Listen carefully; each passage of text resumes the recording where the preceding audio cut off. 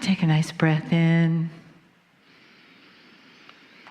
And close your eyes so that you can just drop inside gently. And take another breath. And feel yourself relax into this moment, into the chair, and into the arms of Spirit. And it's right here in the room with us, all around us.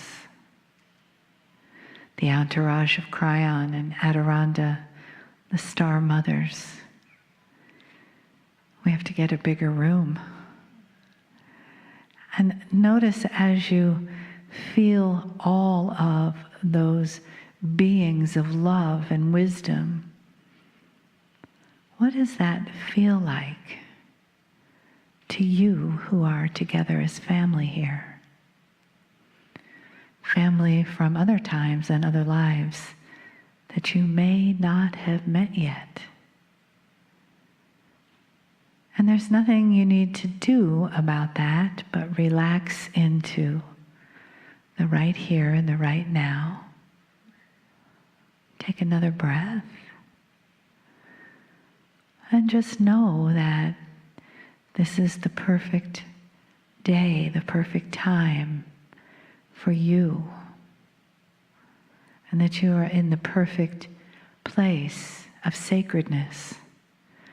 To feel love, to hear wisdom, and the resonance of truth that it holds for you. So it is a good day to you, huh? Very good to see your love, your light, your brightness, your radiance. For those of you who we have not met, we are Adironnda. It's very nice to see you and bring your energy and the energy of all of our council of light that comes together with you. You know, in this time of changing worlds, the threshold of the new world, sometimes we think we might be tripping over that threshold, tripping over that energy and falling into ourselves. Now, more than ever before, you are stepping or dancing into yourself. Are you ready to dance into your world, huh? Well, there's 3 things that we want to share with you today, and if we do not have time now, we'll share them more later. The 3 things that you might have thought about, and they're very old, they're not necessarily new. You know, some things that are old are still good, and some things that are old have a new twist on them, yes? And we are twisting our way around, huh? One of the things we want you to remember in this time is compassion.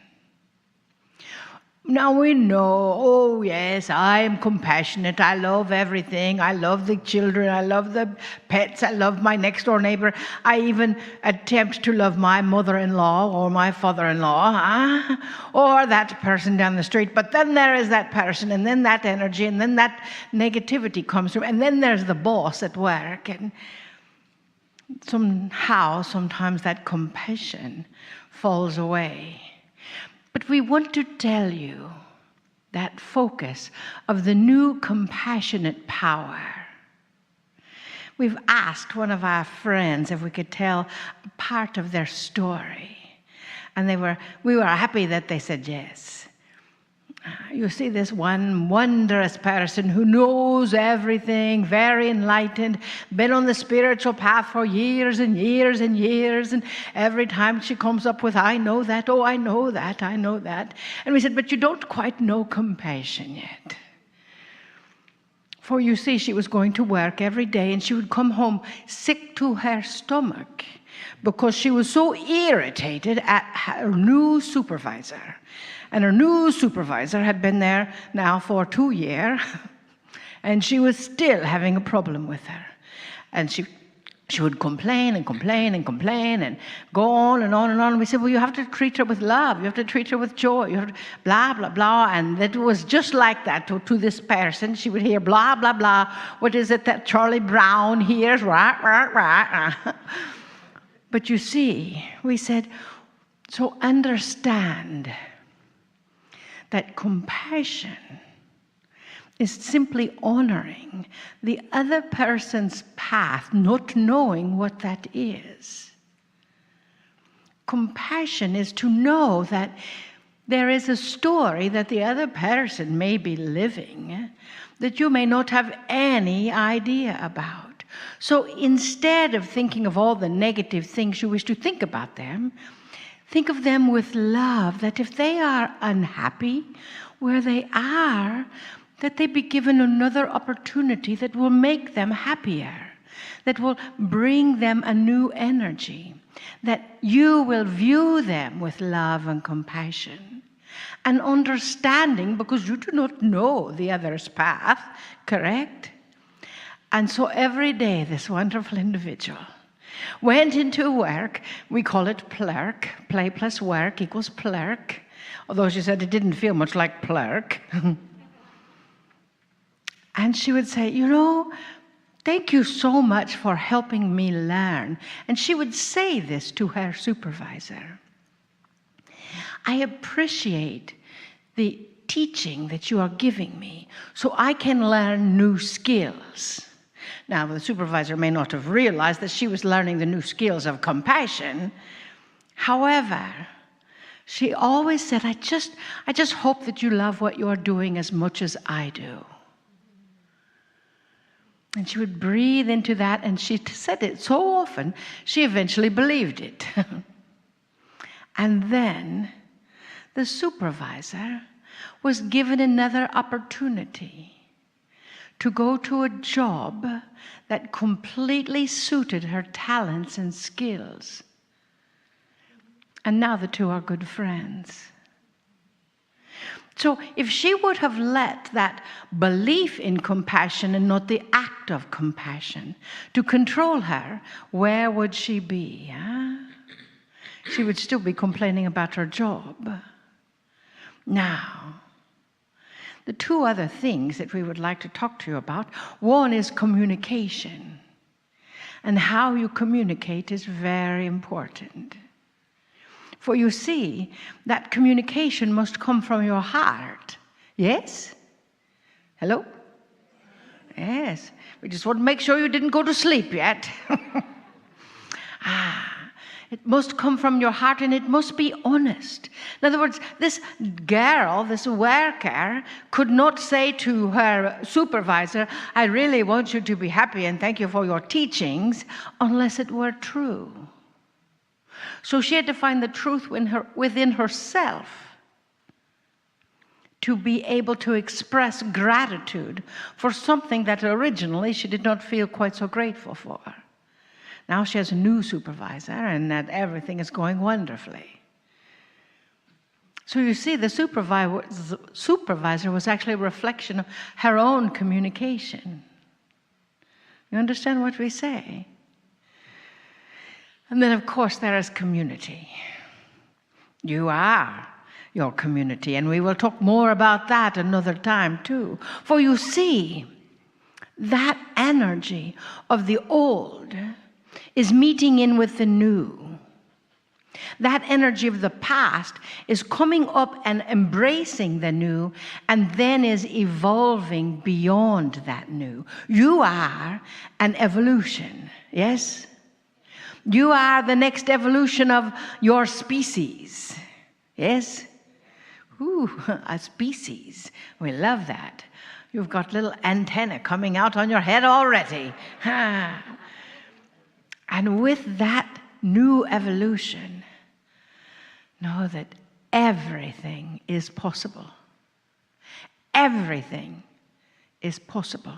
Those things in the past that you thought could not ever come to pass are now coming to pass. Those relationships in your community that you thought were simply impossible are somehow, with the changes in you, becoming possible.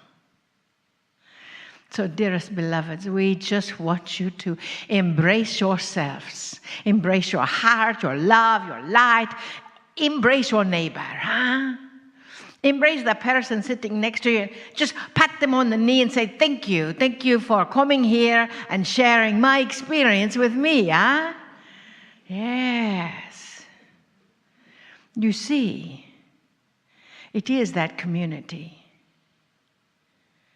It is that energy. That energy of love which does indeed conquer all, just like the songs say.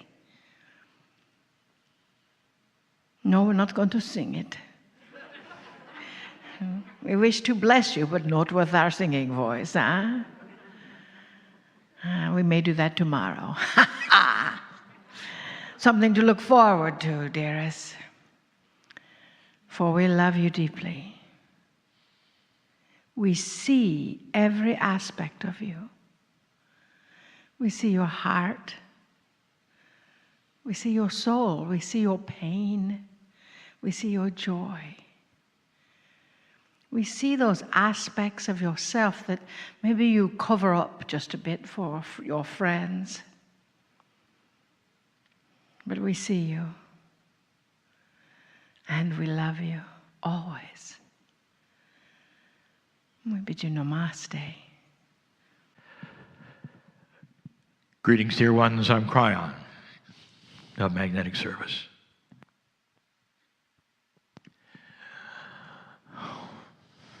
Indeed, we see you. Indeed, we love you. Indeed, we have been with you. It's difficult for any human being to change a paradigm. A paradigm that you've grown up with, a paradigm that you were taught, a paradigm that those you loved taught you. The ones you would look at and say, these are the wise ones, whether they were instructors or parents or friends, who would take you by the hand and say, here's how it works. And that is how you have achieved what you've achieved and survived what you've survived. And that's what you teach your kids. And now we're telling you that this paradigm that you have become so used to is starting to change. And each time we say that, there are so many who say, well, I don't want to change. I want to keep it the way it is. You know, it's semi-working. I've got a handle on it. It's okay. And so we're not going to say change anymore. We're going to say get better. If you thought there was something ahead that would make things better, I don't think there would be the fear. We love to tell stories. We love to give you metaphors so that you can see yourself within them. A little later tonight, we'll give you another parable. We'll call it the end of a cycle, about our favorite character. Storytelling is something that humans love, can relate to, get into, and then later they can apply it to that which is themselves. Once gave a channel about a human born in a house. I want to review that right now and enhance it. Let's make that human a child scientist. In other words, a child who would become a scientist. And a good one.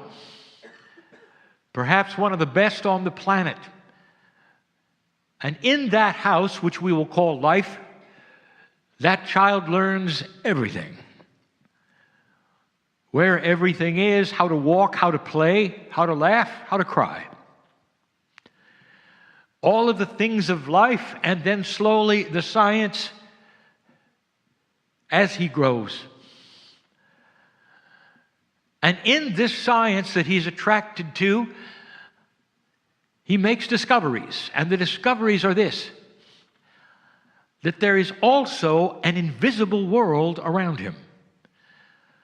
There's light he can't see, and sounds he can't hear, and physics that he doesn't understand. He's delighted To think that there would be these things.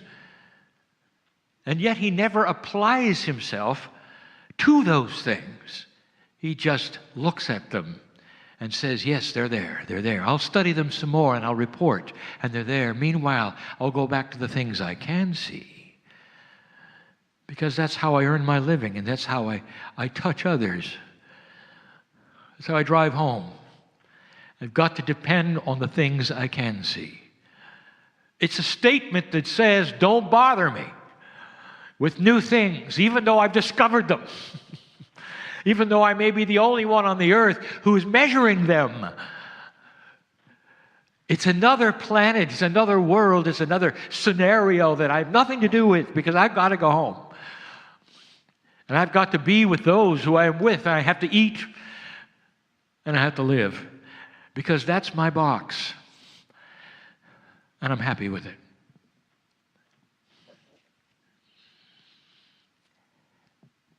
The scientist has a child. And the child is even better scientist than he is. And in a new consciousness, the child sees the invisible things and says, Dad, look, you can actually manipulate that which is invisible.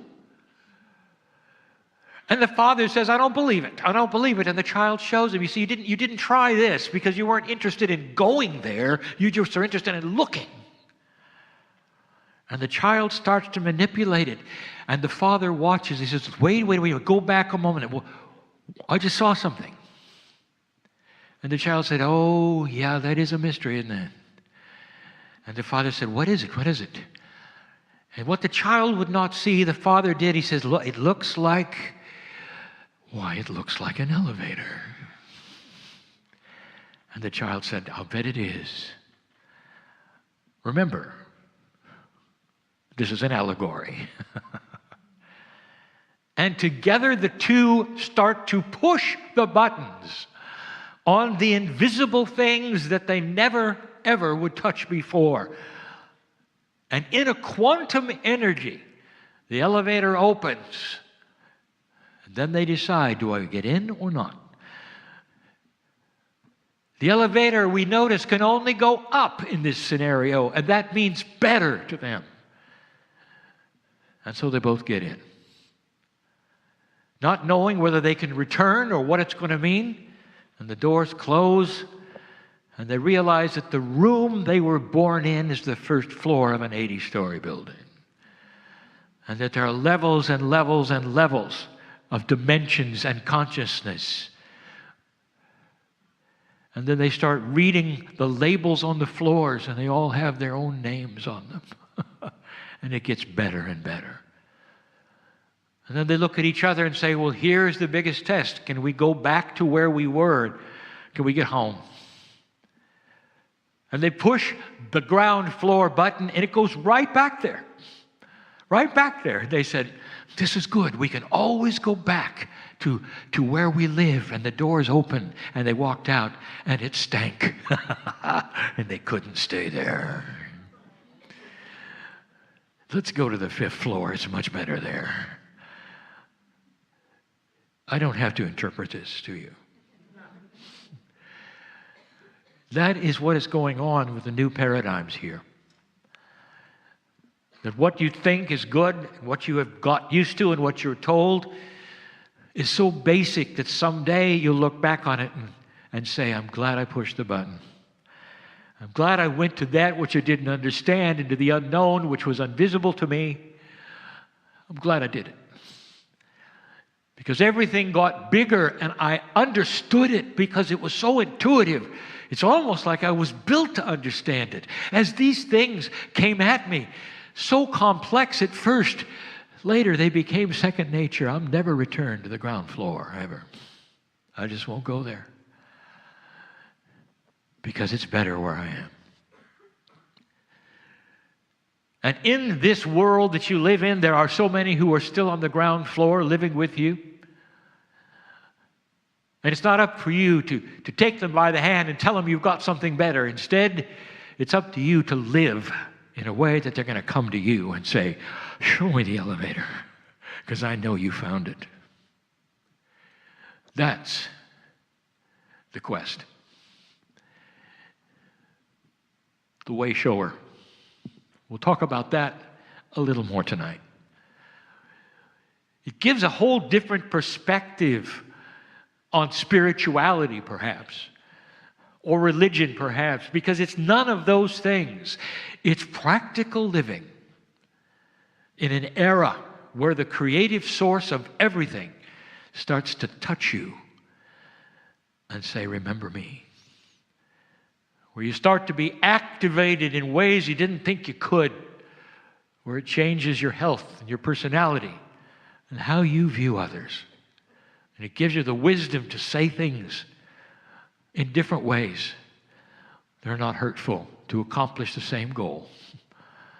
To let people know how you are, how you feel, and who you are in benevolent ways, and ask them to come along. It's a new time, dear ones. And the old soul that sits in front of me and the one who listens knows it. And that's why you're here. I'll be back. And so it is.